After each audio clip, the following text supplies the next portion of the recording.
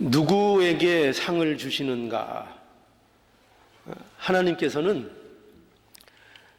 주님의 제자를 영접하는 자들에게 상을 주신다, 이렇게 말씀합니다. 오늘 본문에 보면 예수님께서는 제자들에게 너희를 영접하는 자는 하나님의 상이 있다, 이렇게 말씀해 주시는데, 이것이 오늘 이 본문이 가지고 있는 중요한 전체적인 내용입니다. 그래서 여기 40절에 보면 이렇게 말씀하고 있어요. 여기 40절에 보면 여기 너희를 영접하는 자는, 나를 영접하는 것이요, 나를 영접하는 자는 나를 보내신 이를 영접하는 것이니라, 이렇게 말씀하고 있고, 또 그 41절에는 선지자의 이름으로 선지자를 영접하는 자는 선지자의 상을 받을 것이요, 의인의 이름으로 의인을 영접하는 자는 의인의 상을 받을 것이요 라고 해서, 이거 다 하나님의 사람을 어떻게 대하는가, 하나님의 사람을 영접하는 자는 그 영접하는 그 합당한 상을 받게 될 것이라, 이렇게 말씀하고 있고, 또 42절에 보면은 또 누구든지 제자의 이름으로 이 소자 중 하나에게 냉수 한 그릇이라도 주는 자는 내가 진실로 너희에게 이르노니 그 사람이 여기 결단코 상을 잃지 않으리라 라고 해서 분명히 상을 받는다, 이렇게 말씀하고 있습니다. 이러한 그 모든 내용은 주님의 제자를 영접하는 자는 반드시 하나님의 주시는 상을 받는다 하는 내용을 말씀하고 있습니다. 이러한 그 예수님의 말씀의 중요한 첫 번째의 본문의 요지는 이것입니다. 뭐냐면 주님의 제자들을 영접하는 것이 결국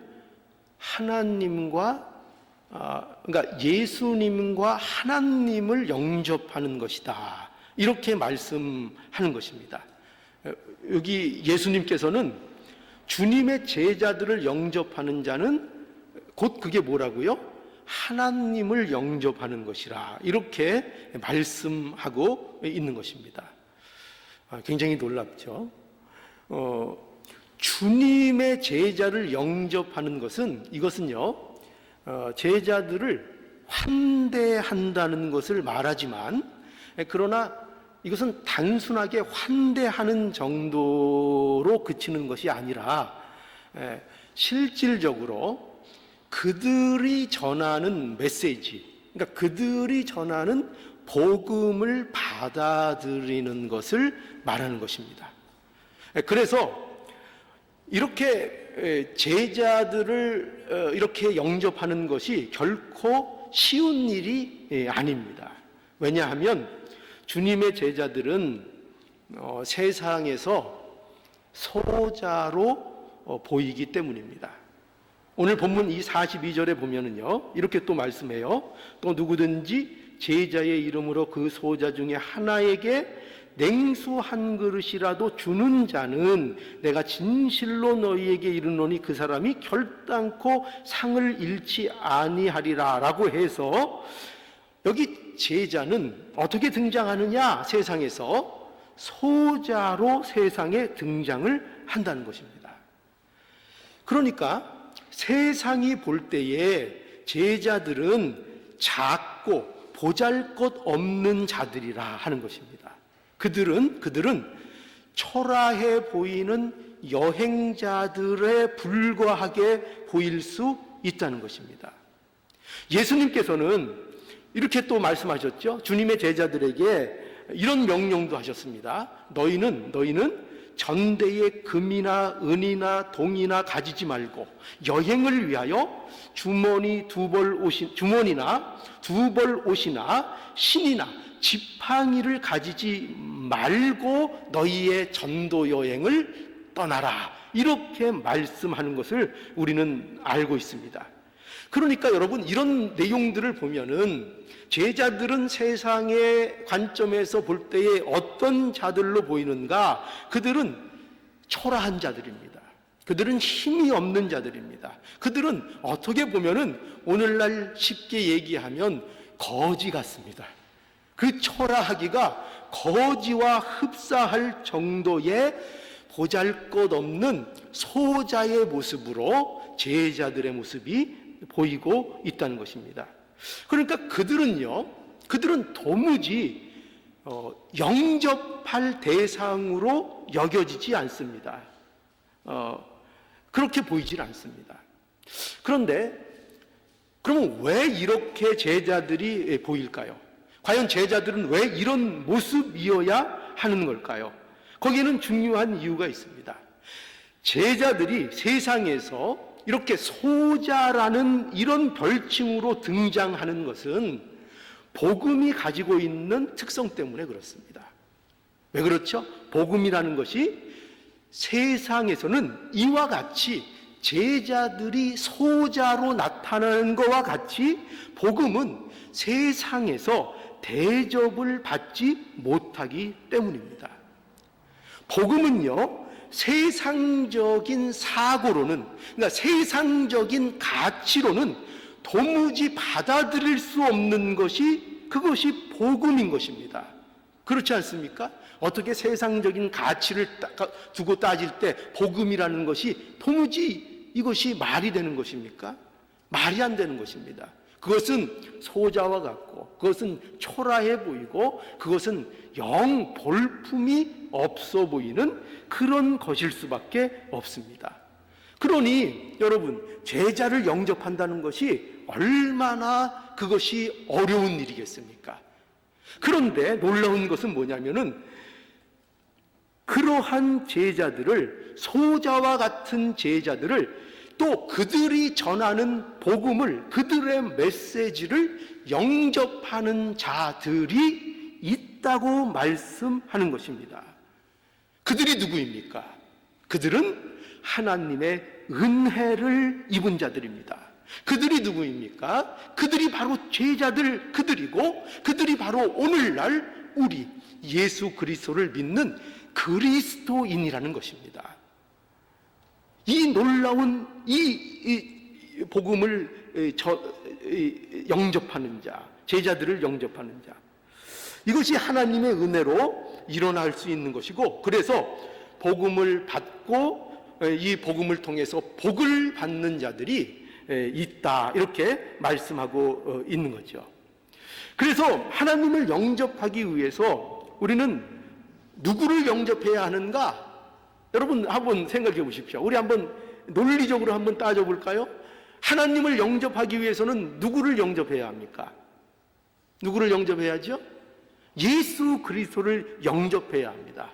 그러면 예수 그리스도를 영접하기 위해서는 누구를 또 영접해야 합니까? 오늘 말씀에 의하면 주님의 제자들을 영접해야 합니다. 예, 맞습니다. 그들의 전하는 복음을 영접해야 하는 것입니다. 예수 그리스도를 영접해야 하는 것입니다. 즉, 복음을 받아들이고 예수 그리스도를 믿어야 한다는 거죠. 누구든지 주님이 제자들을 통하여 듣게 하시는 그 복음을 받아들이고 믿는 자들은 하나님을 영접할 수 있다는 것입니다. 그리고 그 하나님을 영접하는 그 자들은 무엇을 반드시 받게 된다고요? 하늘의 복을 반드시 받게 된다는 것입니다. 이것이 오늘 이 본문이 얘기하는, 예수님께서 말씀하고 있는 본문에서의 첫 번째 요점입니다. 이제 본문에서 말하고 있는 이제 두 번째 요점은 또 뭐냐면, 주님의 제자들을 영접하는 자가 뭐를 받아요? 뭐를 받는다고 되어 있죠? 상을 받는다 하는 겁니다. 오늘 41절에 보니까 선지자의 이름으로 선지자를 영접하는 자는 선지자의 여기 보면 상을 받을 것이요 이렇게 돼 있고, 의인의 이름으로 의인을 영접하는 자는 또 뭐를 받아요? 의인의 상을 받을 것이라. 또 밑에 보면은 소자를 냉수 한 그릇 대접하는 자에게는 또 반드시 뭐를 받아요? 상을 받을 것이라. 이 상이 강조되고 있는 것을 보게 돼요. 여기서 말하는 이 상이 무엇인가 하면은, 이것은 세상은 줄 수 없는 하나님만이 주시는 복을 말하는 것입니다. 그 복이 뭘까요? 그 복은 그 복은요 바로 생명입니다. 생명을 받는 것입니다. 우리는 모두 죄와 허물로 죽었던 자들입니다. 여기 죽었던 자, 그러니까 뭐죠? 쉽게 얘기하면 모든 자들이 시체라는 것입니다. 살아있지만 시체라는 것입니다. 영적으로는 모두가 죽어있는 자들이라는 것입니다. 생명이 없다는 것입니다. 그런데 이 모든 인간은 영적으로 죽은 상태인데, 이러한 죽음으로부터 생명으로 옮겨 놓는 이 일이 일어난다는 것입니다. 이게 뭐라고요? 이것이 우리에게 주어지는 근본적이고 가장 중요한 하나님의 상이요 하나님의 복이라는 것입니다.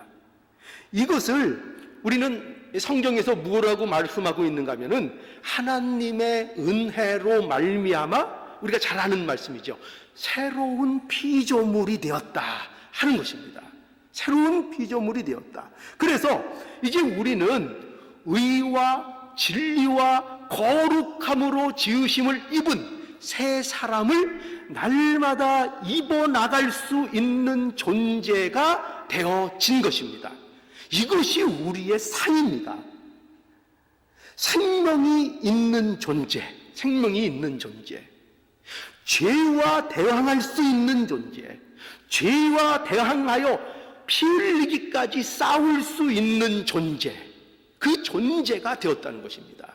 생명 있는 존재, 사망에 이끌려서 사망의 종노릇하지 않아도 되는 존재, 그런 존재, 이 상이 우리에게 주어졌다는 것입니다. 그래서 여러분, 이걸 우리는 알아야 돼요. 뭐냐면, 인간이 받을 수 있는 최고의 복이 뭐냐? 바로 이 복인 거예요. 이와 같이 하나님께서 복음을 받아들이는 자에게는 인간이 받을 수 있는 최고의 복을 주신 겁니다. 그게 뭐라고요?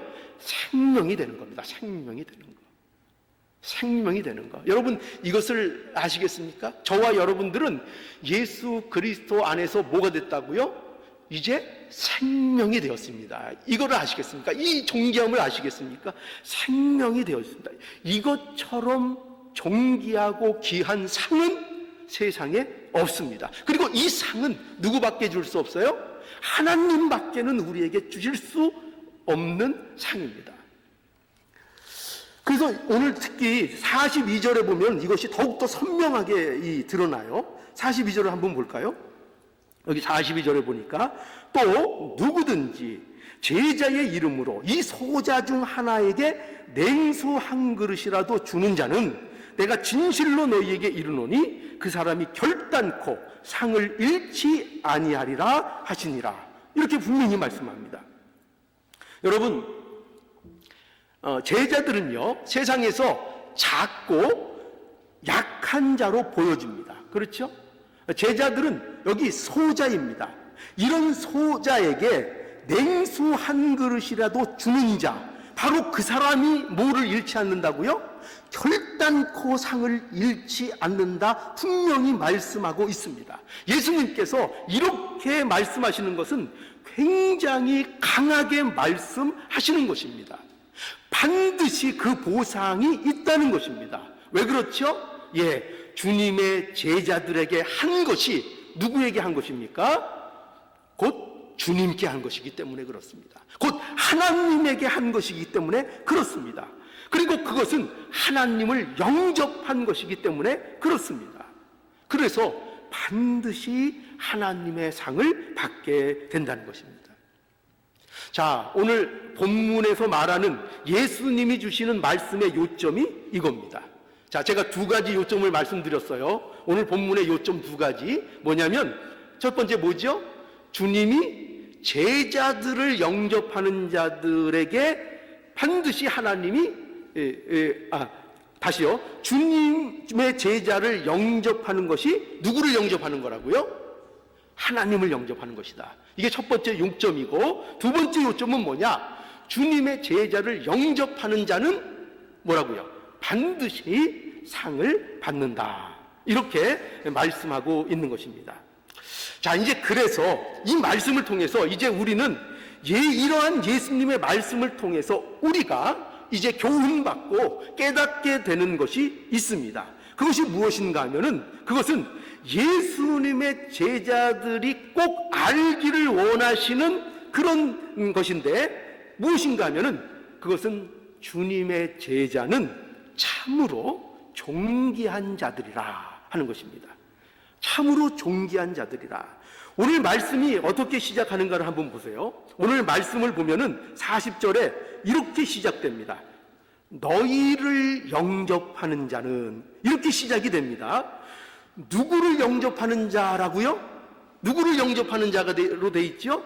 너희를 영접입니다. 너희를 영접, 너희를이라고 되어 있는 것입니다. 그러니까 예수님은 너희를 영접하는 것이 모든 결과로 나아가는 시작이라는 것을 예수님께서 강조하고 계십니다. 너희는 이런 자라는 것입니다. 너희가 얼마나 중대한 일에 보내심을 받고 있는지 너희는 알아야 한다는 것입니다. 너희가 누구인지를 분명히 알라는 것입니다. 그래서 너희를 영접하는 자는, 이렇게 시작되고 있는 것입니다. 그래서 여러분, 이 놀라운 예수님의 말씀을 다시 한번 보시기 바랍니다. 너희를 영접하는 자는, 나를 영접하는 자요. 나를 영접하는 자는 나 보내신 이 누구죠? 하나님을 영접하는 것이니라. 이렇게 말씀하고 있는 것입니다. 여러분, 이것이 뭐예요? 주님의 제자들이 가지고 있는 가치입니다. 주님의 제자들이 가지고 있는 존귀함입니다. 여러분, 과연 누가 하나님의 상을 받는가? 하나님의 사람을 영접하는 자가 그 상을 받습니다. 누가 결단코 그 상을 잃지 않는가? 제자의 이름으로 소자 중에 한 자에게 냉수 한 그릇이라도 주는 자가 결단코 상을 잃지 않습니다. 예수님께서 왜 이렇게 말씀하신다고요? 제자가 그만큼 존귀한 일에 불렸다는 것입니다. 제자가 그렇게 존귀하다는 것입니다. 그렇기 때문에 우리는, 여러분, 무엇을 알아야 되는가? 우리 자신의 가치를 바로 알아야 됩니다. 우리 자신이요. 우리 자신이 누구를 얘기하는 거죠? 그리스도인을 말하는 것입니다. 우리 안에는 무엇이 담겨 있습니까? 우리 안에는 보배가 담겨져 있기 때문이죠. 사도 바울은 그래서 어떻게 말했죠? 우리가 이 보배를 질그릇에 가졌으니 라고 말씀했습니다. 질그릇이 뭐죠? 질그릇은요, 그거 굉장히 귀한 겁니까? 그렇지 않죠. 그죠? 질그릇이 뜻하는 것은 볼품 없다는 얘기입니다. 또 질그릇이라는 것은 깨어지기 쉽고 상처나기가 쉬운 거라는 것입니다. 이것은요, 인간의 연약함을 나타내는 것입니다. 인간은 질그릇과 같은 존재입니다. 그런데 그 질그릇과 같은 존재에 하나님께서 무엇을 담아주셨는가? 보배를 담아주셨다는 겁니다. 그 보배가 뭐죠? 복음입니다. 하나님의 복음입니다. 예수 그리스도십니다. 그 예수 그리스도를 그 질그릇과 같은 우리 안에 담아 주셨다는 것입니다. 그래서 우리가 귀하다는 것입니다. 우리가 잘난 게 있어서 그런 게 아닙니다. 오직 우리가 어떤 존재인가? 왜 예수님께서는 이렇게 제자들에게 너희를 영접하는 자는 나를 영접하는 것이고 나를 영접하는 자는 하나님을 영접하는 것이라는 이 말씀을 제자들에게 해주시는가? 이것을 알려는 것입니다. 너희가 얼마나 존귀한 것을 담고 있는 자들인가, 이것을 알려는 것입니다. 그래서 여러분, 이 보배가 얼마나 존귀한 건지를 또 이런 비유를 통해서 말씀하셨죠. 천국은 마치 밭에 감추인 보화와 같다, 이렇게도 말씀하셨습니다. 여러분, 밭에 감추어져 있던 그 속에 있던 보물을 어떤 사람이 우연히 일하다가 발견하게 되었습니다. 그러면 이 사람이 이제 어떻게 했다고요? 이 발견한 것을 숨겨두고 기뻐하여 돌아가서 자기의 소유를 다 팔아주고 가지고 와가지고 그 땅을 샀다는 것입니다. 그죠? 왜 그렇습니까? 그 보화는, 그 발견한 보화는 자기가 가지고 있는 모든 것을 희생하고라서도 살 수밖에 없는 그렇게 가치 있고 존귀한 보배였기 때문인 것입니다. 이처럼 보배로운 것입니다. 천국의 보배, 천국의 비밀, 복음, 예수 그리스도, 이처럼 보배로운 것입니다. 그런데 이 보배를 누구에게 주셨다고요? 우리에게, 그죠? 그리스도인 안에 이 보배를 주셨다, 이렇게 말씀하고 있는 거죠. 그래서 그리스도인이 되었다는 거 얼마나 영광스러운 것인지를 우리는 알아야 합니다. 이 사실을 알고 계십니까? 여러분, 다시 한번 이 말씀 너무나 감격스럽지 않습니까? 너희를 영접하는 자는 나를 영접하는 것이요, 나를 영접하는 자는 나를 보내신 이를 영접하는 것이니라. 얼마나 놀랍습니까? 우리를 영접하는 자는 하나님을 영접하는 자가 되게 하셨다는 겁니다. 이 일에 우리가 부름을 받고 있습니다. 이 말씀을 우리가 꼭 기억할 수 있기를 바랍니다.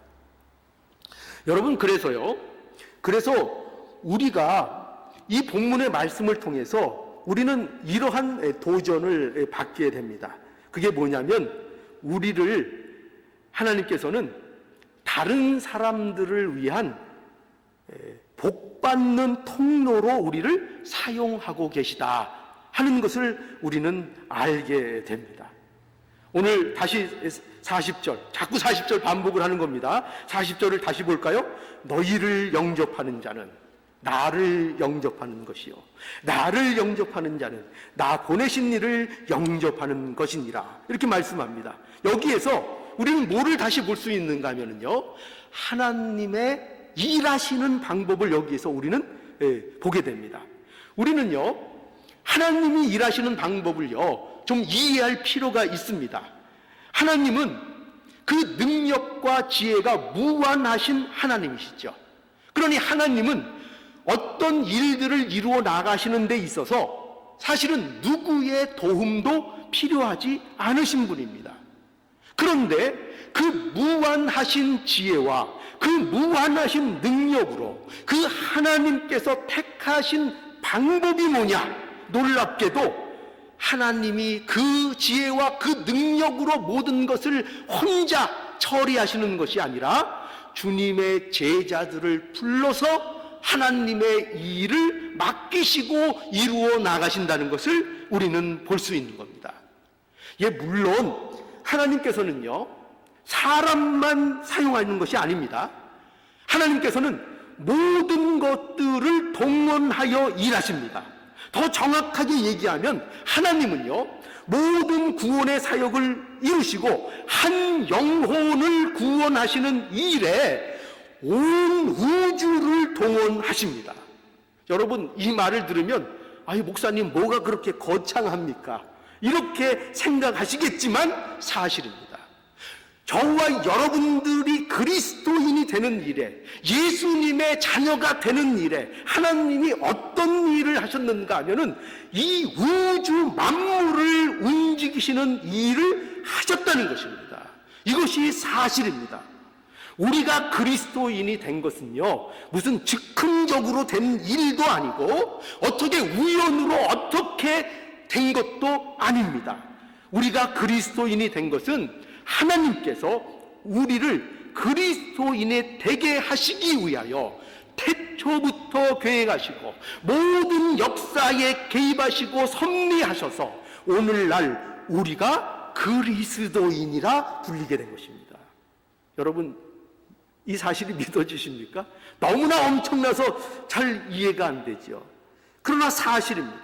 하나님께서 온 우주를 창조하시고 인간을 창조하셨습니다.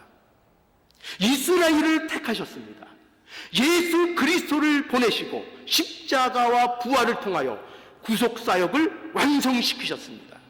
또한 성령을 보내주시고 제자들을 부르시고 제자를 보내주셨습니다. 그래서 오늘날 누가 있는가? 우리가 있는 겁니다. 그래서 우리가 그리스도인이 된 것입니다. 그리스도인이 된 것입니다. 그리고 또 우리를 그리스도인으로 부르셔서 그리스도인이 된 우리, 오늘날 제자가 된 우리를 통해서 또 어떻게 하신다고요? 다른 사람들을 하나님의 복으로 인도하는 역할을 맡기신 것입니다. 얼마나 놀라운 하나님의 섭리입니까? 그러니 여러분, 우리는 이러한 사실을 통해서 놀라운 사실을 알게 되죠. 뭐냐면 이런 결론을 우리는 얻게 됩니다. 뭐냐면 예수 그리스도가 얼마나 존귀하신가. 예수 그리스도께서 얼마나 존귀하신가. 모든 복은 예수 그리스도로 말미암는구나. 예수 그리스도 안에 모든 복이 있구나 하는 것을 알게 되고 우리는 감탄하고 우리는 찬송할 수밖에 없게 되는 것입니다. 왜 예수를 영접하는 것이 과연 하나님을 영접하는 것이 되는 것입니까? 왜 도대체 그렇게 되는 것입니까? 그 이유가 뭡니까? 아니, 왜 제자를 영접했는데 그것을 하나님을 영접하는 것이라고 그렇게 말씀하고 있습니까? 그렇게 되는 이유가 뭡니까? 이유는 이거죠. 제자들이 뭐를 가지고 있어요? 복음을 갖고 있기 때문입니다. 그들 안에 예수 그리스도가 있기 때문입니다. 그래서 너희를 영접하면입니다.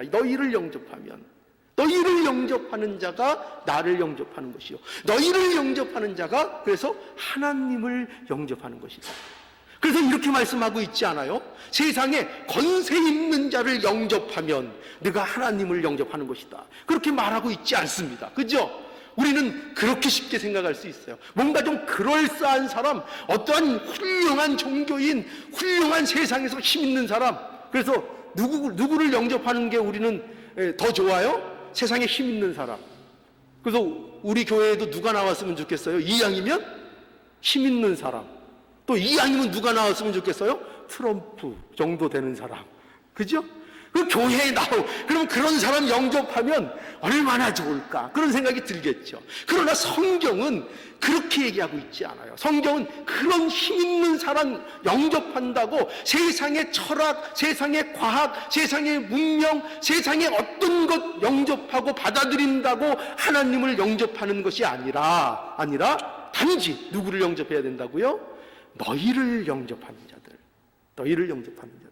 제자, 그리스도인, 그들이 누구라고요? 그들이 바로 우리인 것입니다. 우리 안에 뭐가 있습니까? 복음이 있습니다. 예수 그리스도가 있습니다. 이것처럼 존귀한 것이 없다는 것입니다.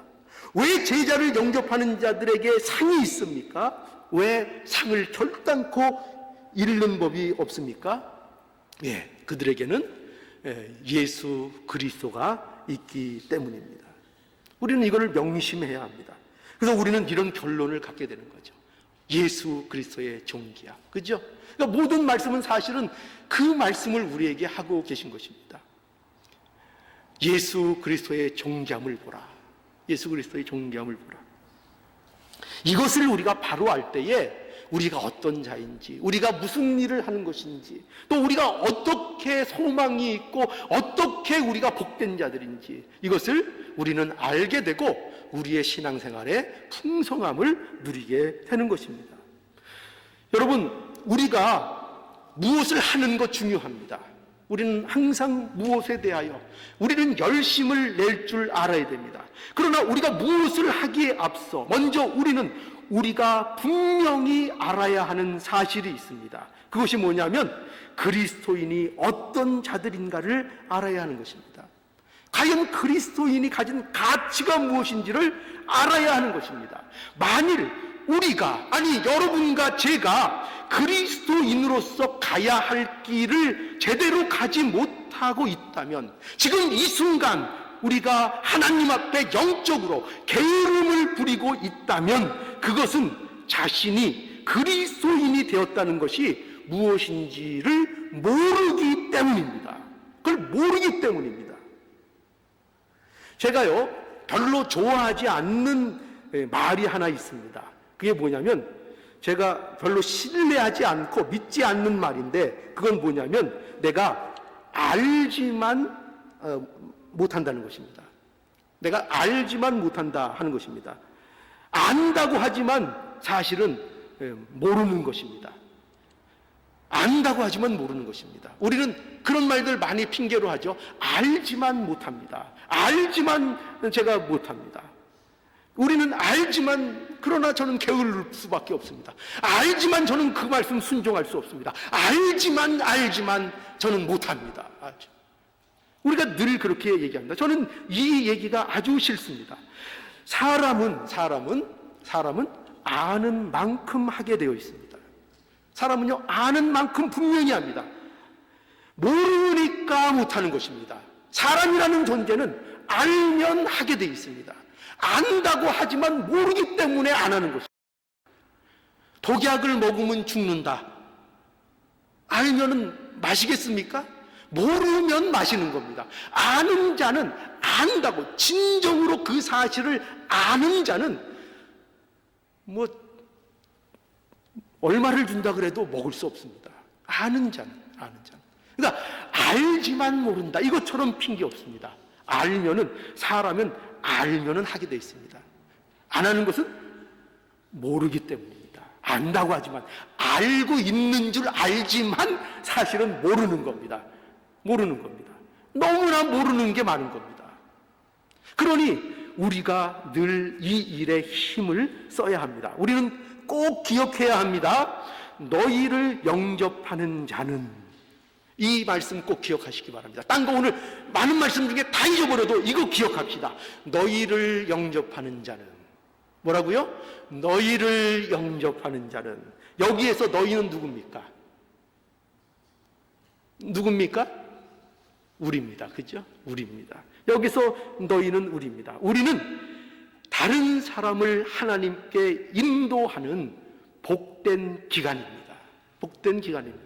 세상을 복되게 할 수 있는 유일한 기관이 누구냐? 바로 우리입니다. 그리고 우리가 모여있는 함께하는 이 교회입니다. 우리만이 우리가 하나님 안에서 구원받은 하나님의 생명을 가진 그리스도를 담은 우리만이 세상에 유일하게 복을 전할 수 있고 세상을 복되게 할 수 있습니다. 그거는 우리만 할 수 있습니다. 그것이 우리의 가치입니다. 여러분, 이 진리를 잊지 않기를 바랍니다. 하나님의 축복을 전하는 우리의 복된 인생이 되기를 간절히 바랍니다.